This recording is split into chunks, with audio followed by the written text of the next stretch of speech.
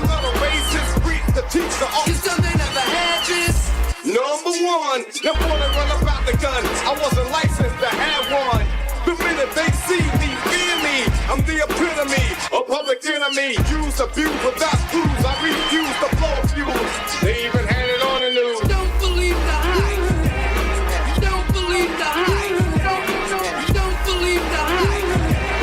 Back when I wrote y'all, yes. You know, we have some decisions to make, and as I've said many times, it's really simple to me. And I know some of you may think you're on the fence, but you really have to ask yourself, search your soul and ask why. Why are you on the fence? What is it that is stopping you from wanting to vote for president? And again, for me, it's not political. I'm not involved in Democrat or Republican ideals because that's not what's on the ballot this time. Although one could argue there are a lot of things on the ballot that we should be concerned with, and particularly Project 2025. And this notion of sanctuary cities, Trump actually posted today. He said, today I'm announcing a new plan. So he had a concept for a plan during the debate. He had a concept for a plan. Now his plan has been released yesterday. He said, I am announcing a new plan to end all, in all caps, sanctuary cities in North Carolina and across the country. So he was campaigning in North Carolina, of course, the state of Mark Robinson, his guy. And he said, as soon as I take office, we will immediately surge federal law enforcement to every city that is failing to turn over criminal aliens. He said, I will ask Congress to pass a law outlawing in all caps sanctuary cities nationwide. So he's gonna make that federal, and we will bring down the full weight of the federal government on any jurisdiction that refuses to cooperate with ICE and Border Patrol. This feels very Third Reichian, doesn't it? Do any of you know any folk who are undocumented? 866-801-8255. Because, you know, where Springfield, where they were saying the Haitians were eating dogs and cats, all of the people there, while it is a large influx of people, the commentary around the Haitian immigrants is that they are adding to society. They're adding to the job marketplace. They are making it better. Yes, there's a strain on certain social services, but the folk that have come there seem to be adding goodness to Springfield. I'm curious, those of you who are anti-immigrant, because there's a lot of you who are anti-immigrant, more than I would like to admit, more people listening to this show have a visceral feeling about those people who come into this country. It's not most of us, because the silent majority is a real thing. But anytime I get a call from a black person complaining about an immigrant, I'm always like, you do realize that in this conversation about immigrants, you're actually included. You do realize that. Don't you realize that? You know, yes, there'll be one or two magical Negroes, Tim Scott here, Byron Donaldson there, before he got busted with all of the stuff. And even maybe after the stuff, maybe that makes him more sexy. You know, Mark Robinson over here, they'll sprinkle it in.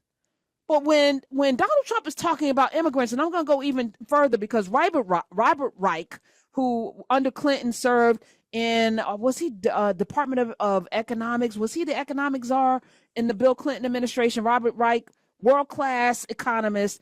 He said, Secretary of Labor, thank you, Smith, thank you.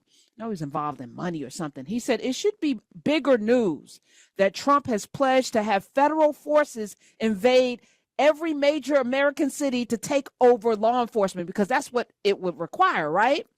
To deputize the federal government to go in and shut down what he calls sanctuary cities and put the full weight of the federal government. This is what he said, right? This means one more time for those not paying attention. This is Robert Wright. Trump's plan to mass deport millions using federal forces means that nobody is seeing a lawyer, which means they can deport anyone, even citizens whose families have been here for hundreds of years, and make them stateless, including you, including me.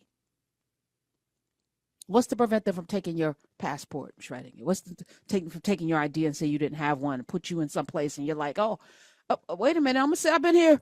Prove it, prove it. Up, I got control of the federal. Let me push this button. You don't exist anymore. Like, y'all think that it's, and when I say y'all, the people who are single issue or who don't like the complexion of Kamala Harris's face or don't trust her or for whatever reason, there's a laundry list of reasons why you're not going to do the thing that benefits the most of us, because that's really what the assignment is. It's not your personal economy. Most of us will never see $100 million. But if I see $100 million, I don't mind paying the taxes on it. That's a blessing. That's a blessing that I want that problem. I want the problem to be able to go, hey, I got to pay half of this in taxes. Guess what? I'm not taking it with me. So who cares really at that point if it means more people get more rights, more people get more resources, more people get more. This man wants to dismantle the education system. Now the education system needs to be dismantled, but not by this guy who I don't even know if he can read. Like, he put Betsy DeVos in charge of education. Like, he could care less about your child's education. He's not going to fix it. He's just going to dismantle all levers of government, because that's how dictatorships work best, when they have no checks and balances. So I know many of you have not read the 900 plus pages of Project 2025, but this is the blueprint, and it probably has always been a blueprint. And maybe there's an even scarier blueprint that we're not even, and I'm not fear mongering, because I'm in joy right now. I'm basking in joy. But I do think that those of you who are on the fence, and immigration is your problem because you live in California or New Mexico or Arizona, and you see all these people coming in and you feel like they are ruining your society, and the people are unhoused because they've been bused somewhere by a horrible governor, whether from Texas or Florida, that have bused thousands of people into your neighborhood, into your backyard, because they're usually going to dump them in a black neighborhood, right? So now that's creating a natural tension that wouldn't have been there if not for the horrible politician. Because what did Machiavelli tell us? You got to create the problem and then create the solution, and then tell them I have the solution. Create the problem and then say I have a solution. Let's round them up. He even wants to give them serial numbers. Sounds very familiar. Serial numbers. You're going to tattoo it on their arms like they did during the Third Reich, Nazi Germany? Is that what's happening? But anybody that feels like this is not going to happen to us, so why should we care? I'm not an immigrant. My family's been here, mine too. 5 generations on both sides. But why are you okay with it happening to anybody? Especially those of you who claim some sort of faith. It's wild. It's wild. This is where we are. And then there's this Brett Favre story, which I'll get to. And I want to get to some talk about Diddy, but not about Diddy, about us later. But let me take some calls, 866-801-8255, because there's a lot at stake. Nebraska, which is not a winner-take-all state in terms of delegate. Again, we have a horrible electoral college process. I hate it. I think it is horrible, and it's also rooted in enslavement. It is one of the vestiges left over in enslavement to make sure that power stays in the hands of power. So we know that. How do we get rid of the electoral college? Through elections. It's a catch-22 conundrum, but the way you don't get rid of it is by not showing. If you don't show up, the electoral college is going to continue. If you don't show up, you're never getting reparations. All of the no tangibles, no vote. Well, guess what? No vote, no tangibles. It goes that way. How do you plan on getting tangibles? What's the game plan? What's the plan? And if you don't have one, then we're going to have to start electing people and holding them accountable. That's it. 100 million people sat out last time and the time before. This petulance, this level of immaturity has to stop, especially if you want things to get done. And I want things to get done. I'm a doer. I like to see things to fruition. I like completion. I do. I love it. So it's frustrating to watch. Here we go again. We have an opportunity, and I'm hearing all of this noise. All of this noise for what? Janet and JD and all y'all got something to say, but y'all are living lovely. You're good. And you live in a very specific bubble. Black royalty. That's very, very specific. Most of us don't live there. Most of us have not even visited. Y'all got a very tight circle. You hang out with dancers and people who don't read a whole lot. I guarantee you, because you couldn't open your mouth if you hung out with people who read and discussed and you were curious. But you got something to say. This cannot be the future. And this is a bad example for our young people. They deserve better of us. They deserve better people to lead them. They do. It starts in the home, each of us. Let me take some calls. Martin is calling from Dallas, Texas. Welcome. Hi. Hey, thank you. I'm just so tired of this fear-mongering that Mexicans or people of color are about to take over America, and we coming for people. We ain't coming for nobody, but there's money in this fear-mongering. It's so crazy.